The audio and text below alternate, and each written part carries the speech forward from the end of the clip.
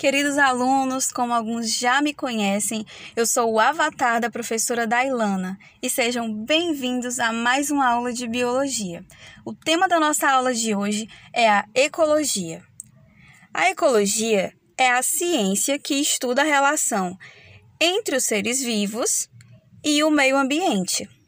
E para darmos continuidade a esse conteúdo, é importante entendermos alguns conceitos.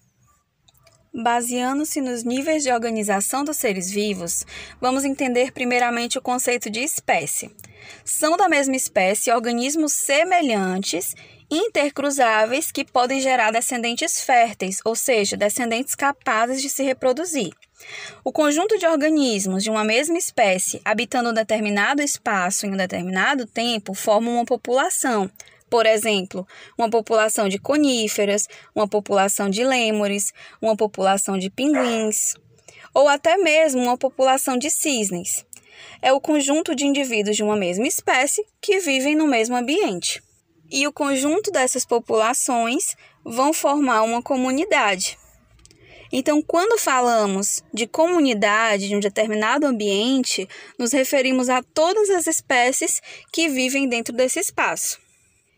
E o ecossistema é o conjunto dessas comunidades, é o conjunto formado por certo ambiente físico e pelos seres vivos que habitam nele. E os elementos que compõem o ecossistema são os elementos bióticos, ou seja, todos os seres vivos, e os elementos abióticos, ou seja, sem vida. E como nós já vimos na biologia, bio significa vida, e esse A no início da palavra é um prefixo de negação.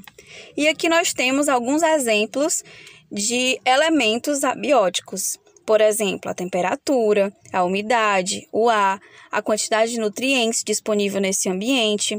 Então, todo esse conjunto de fatores físicos de um ambiente, eles são considerados abióticos porque eles se relacionam com os organismos e os organismos dependem desses fatores para sobreviver.